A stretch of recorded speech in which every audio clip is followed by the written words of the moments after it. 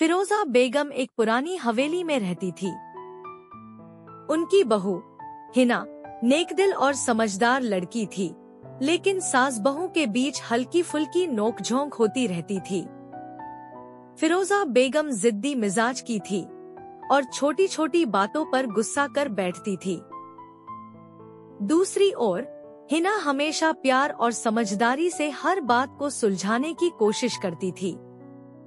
एक सुबह नाश्ते के समय हिना ने दलिया और शहद का नाश्ता तैयार किया और सास के सामने रख दिया। फिरोजा बेगम ने गुस्से में चम्मच रख दिया और बोली, ये क्या है? मुझे पराठा और मक्खन चाहिए। हिना मुस्कुराकर बोली, अम्मी जी, पराठा आपकी सेहत के लिए सही नहीं है।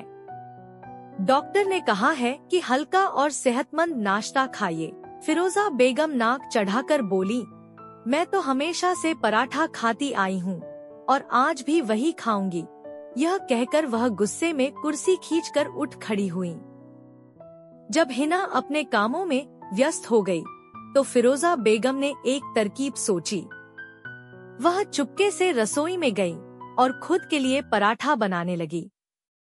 मगर जैसे ही तेल गर्म किया, गलती से तेल छलक गया और उनका हाथ जल गया। वह दर्द से चीख पड़ी। हिना तुरंत रसोई में आई और घबराकर बोली, अम्मी जी, आप ठीक तो हैं? वह जल्दी से बर्फ का टुकड़ा लेकर उनके हाथ पर रखने लगी और फिर मरहम लगा दिया। फिरोजा बेगम को अपनी गलती का एहसास हुआ। उन्होंने हिना की ओर देखा, जो उनका हाथ पकड़कर नरमी से मरहम लगा रही थी। उनकी आंखों में नरमी आ गई।